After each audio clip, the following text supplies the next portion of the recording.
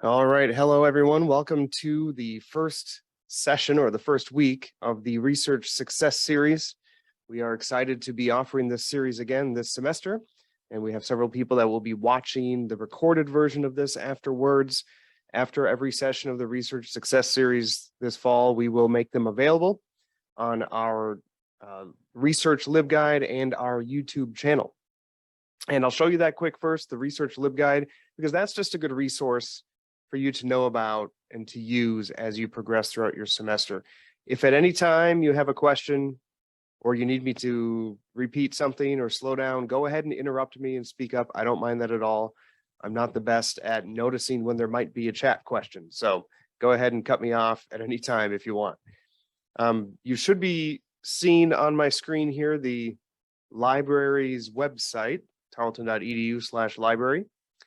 And if you click subject guides across the top bar, we have created guides for every subject at Tarleton that have hand-selected databases and stuff like that. So it's a good starting point to go to for whatever you're researching. But Research Resources is a LibGuide that we've created. It has a lot of tools and helps for you of how to conduct research.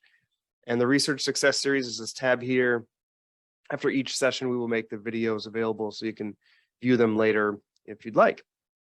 But today's session, or tonight's session, is managing academic workflow. And it's a bit of a different kind of session here because I'm not going to be so much instructor as I'm going to be cheerleader or encourager.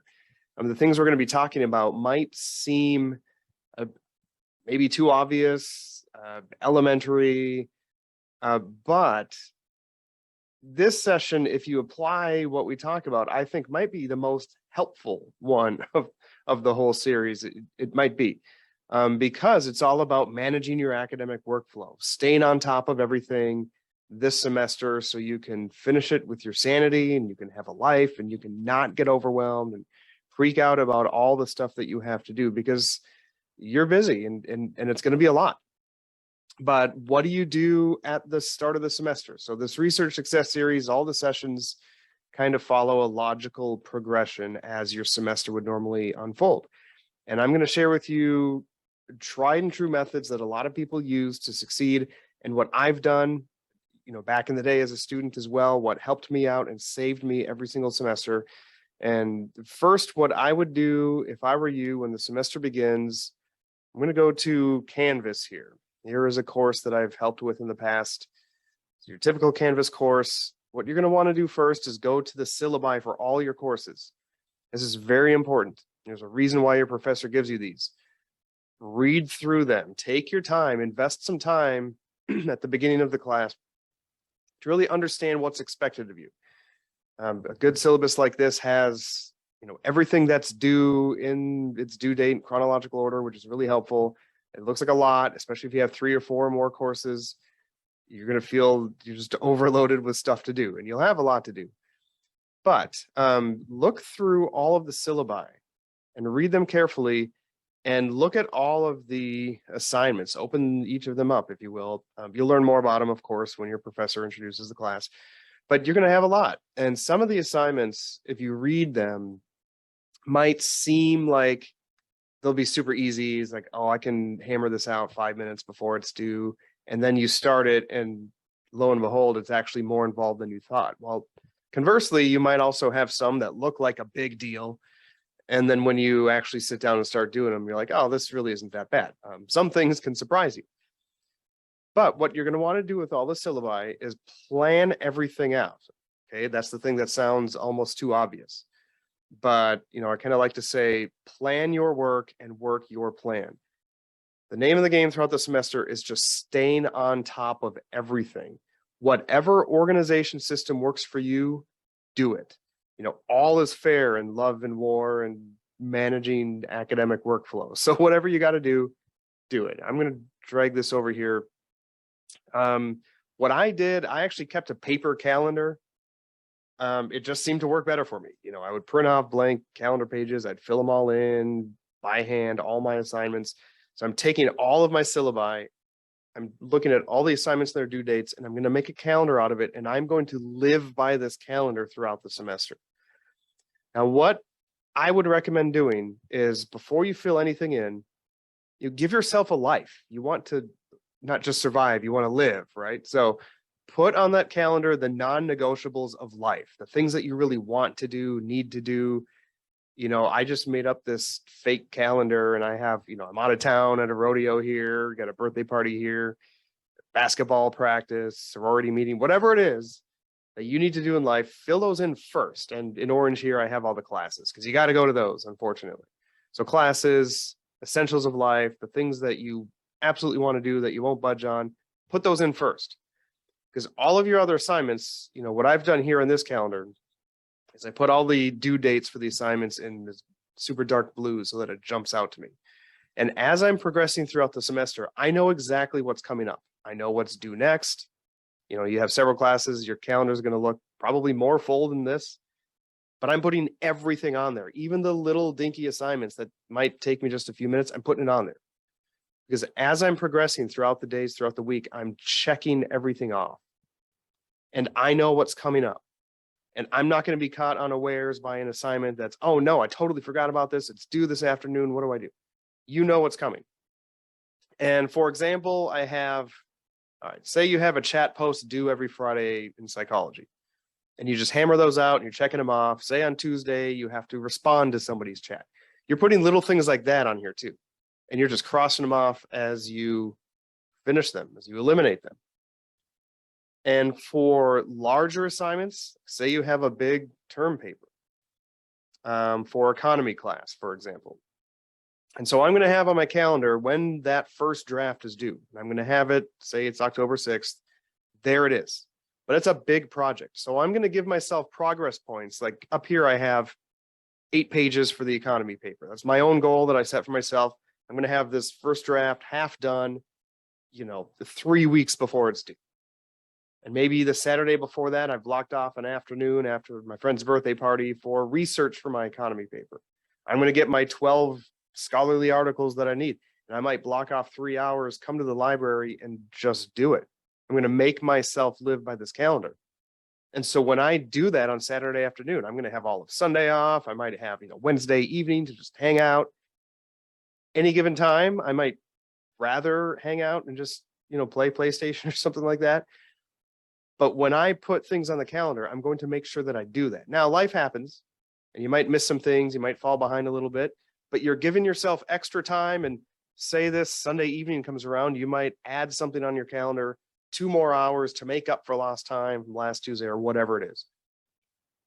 Time is a funny thing because I would almost guarantee that each and every one of us, this might sound crazy, but we have more time than we think. I know we're overloaded. We have a lot of stuff going on, but if you organize your life in a way that you can just keep yourself accountable and organized, you'll find that you actually have more pockets of time than you realize. We all tend to waste time. I'm a time waster. If you give me time, I'll waste it, and that's not good. I'm actually somebody who does better when I'm busier. So I have this busy calendar and I can just keep at stuff. But I also give myself a life. I'm going to make sure that there are some days, like if there's no classes on the 29th, I'm just going to give myself that day off or whatever, because I'm staying on top of everything. None of these assignments are going to catch me by surprise. I'm not going to be late on any of them. And big projects, I'm giving myself progress points to check off as I go so that when I come to the due date of that first draft, I don't have to try to type it all the night before. I'm already halfway done 3 weeks ago. And you are going to save your sanity throughout the semester, especially as you get to midterms and finals, when you're looking back and like, I've done everything and I'm not freaking out like everybody else is. You want to be in that place. For example, here I have, like read book 1, page 130.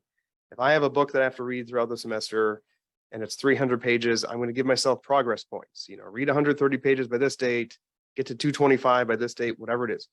Bigger assignments, I'm breaking down into chunks, spreading them out. And again, I'll reiterate, I think it is important to give yourself a life. Plug in fun life stuff first. Make your assignments work around that. You have more time than you think if you're organizing it well. Does this make sense at all? I hope it does, because again, it's one of those things where it's like, well, duh, okay, keep a calendar, sure. But if you actually do it, that's what's helpful. And for me, what helped is investing that time at the beginning of the semester, each class with the syllabi, plugging everything in. It was kind of therapeutic, actually. It may sound weird, but once I had it all together, take like an hour to do that, life was so much more simple as I went throughout the semester. And I'm staying on top of everything, and I'm not falling behind. If I fall behind a little bit, I'll make up for it, some other date. I'll add in some time to make up for it. Back on Canvas, where you get your syllabi and stuff. If you want, you can keep a calendar on Canvas. I don't have anything on here because I'm not actually involved in any classes right now, but this should auto-populate due dates of your assignments. So if you wanted to use the calendar in Canvas, this is already going to, show what's due when, and you can add an event if you want to use this calendar for your whole life, add birthday party, whatever it is, but you can add assignments, assignment group, to do tasks for yourself. It's all about staying on top of your organization. And again, whatever works for you, do it. My wife is working on her master's degree, and she takes a binder and she prints off her schedules, puts it in the front pocket, has a folder for each class. That wouldn't probably work as well for me, but it's great for her. So that's what she does. This is just an idea of what I've done, and I know a lot of other people have done it, and it saves your life by keeping the calendar. I want to show you a library resource that we have back on the library's website. When you have that big project, that big research project, if you are especially a newer student, and maybe you haven't gone through the research process much, it might be intimidating, it might be scary. It's really not that bad. It's like an art and a science. There's certain ways to do it, but it's like an art in that the more you do it, the more you will just know what to do, and you'll be better at it, and you'll be more comfortable. And the library is here to help you with all of that stuff, not just research and finding resources, but just any academic help we want to be for you. And other university entities are there. There's a writing center or tutoring center and stuff like that. But I want to show you something specific for that big project you have to help keep you organized. Databases A to Z on our website. If you click that, if you go to S, this is something we subscribe to for you, Sage Research Methods. This is a website that is just kind of there to help you with your research. And they have a lot of different things. But if you click on Tools, and go to Project Planner, this you may never use, but you may. And you're not going to use it for the little teeny assignments. That would be way overkill. But this is something that I know a lot of people have used to great effect if you have that big project before you. And the more you progress in your academic journey, if you go on for master's degrees or postgraduate or doctorate degrees, your projects are going to be a lot more involved with different steps and different layers to them. And so the further on you go in academics, this might just come in more and more handy as you go. So this just gives you it lays out the whole research process for you. It even starts with the overview, philosophy of research. Why are we doing this? What is it all about? But things like reviewing the literature, you'll at some point have to do a literature review. What is that? How do you do that? Why do I need to do this? What are the steps? What's gray literature? All that sort of stuff. It just teaches you in very simple bites of information what those things are. If you click on planning and practicalities, that's really where I think this project planner shines. This is just good practical information. How do I plan the various stages in my research project? There's a video there. That friendly guy will tell you a lot. There's other information here. Research timetables. What do I need to know about time and timetabling? What happens when things go wrong? Which, yeah, that'll happen. So as you can see, it's just laid out in logical order. They're just little sections of how to guide you through that big project of what to do. And there will be a lot of things that pop up that your professors have you do that you've never heard of before. Maybe you don't know what an abstract is or how to do an annotated bibliography. That's totally fine. The library is here to help you with all of that stuff. You're going to stumble upon a lot of things that you haven't had to do before. No problem. We're here for you. And so this project planner, as you can see, there's a lot to it. And you're not going to be whipping this thing out all the time for everything. But I do recommend on your own time a little bit, work through it just to kind of educate yourself about the different layers that there are to big research projects, which you will be doing at some point in your Tarleton career. Any questions so far?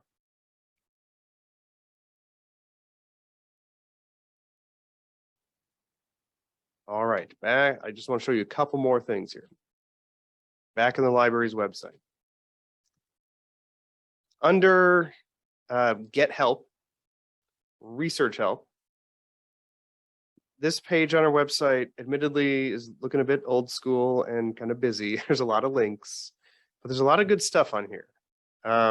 When you're doing the research process, like I said before, there's gonna be a lot of things thrown at you that you might not have had to do before. And here are just some worksheets, information, how to start your research, creating effective searches, just little simple things here, like a research log or something, whatever little organization tools are helpful, track of the things where you search, when you search, how you found it, whatever you got to do to just kind of keep your mind organized and to help encourage you to stay on task. Take some time, kind of look at this page. It's under Get Help, Research Help. Something that I want to point out to you that you might use a lot, citing sources. This doesn't really, it's not super applicable to managing your academic workflow, but whatever, it's here, and this is something you're going to want to know anyway.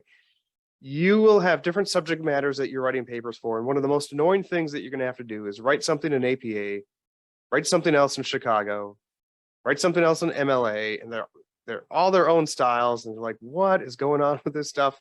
We have all the information here to help you with that. And when it comes to citing your sources, reach out to us. There's no shame in asking for help. We can help you with all that, show you the tools that can kind of do it for you or teach you the basics of it. So we have some really good resources there. Also, if you do want to reach out for help, a lot of students are taking advantage of this more and more to great effect. If you go to schedule an appointment, the librarian, if you ever wondered what a librarian does, sometimes I still wonder about that. Basically, what a library is it connects people with information. What a librarian does is help connect that information with you. And there's more than just books on the shelves, right? There's a lot of different things out there. How do you find what you're looking for? Your professor says you need peer-reviewed stuff, and there's millions of things out there. How do I find it? And how do I find the best stuff? We're here to help you. And you can make an appointment with one of us. You can select, one of your friendly librarians, pick a day, time that works for you. Continue, and you can just put your name, email, the help that you need, and then we'll reach out to you, and you can get that one-on-one help with whatever you're working on. A lot of people do 30 minutes at a time. You can do an hour, whatever. Use us, abuse us. We are here for you. I can't stress that enough. We are here for your success, and whatever that takes to help you, that's what we want to do. So kind of back to the calendar, just to recap. Again, whatever works for you, do, but this has saved my life many times, and I know many other people too. This is Outlook. I keep an Outlook calendar. This is my fake one that I created for this, proposed semester. But if I were to just give you a little window into my normal one, this is these are kind of my work days. A lot of stuff going on, but I'm not really too surprised by any of it because I'm planning stuff out. And when I have a big project that's like due on October 7th or something, I'm giving myself progress points. Have 20% of it done by this date, 80% by this date, or whatever. So that when the big due date comes, I'm not caught unawares and I'm not smacked upside the head with a surprise due date.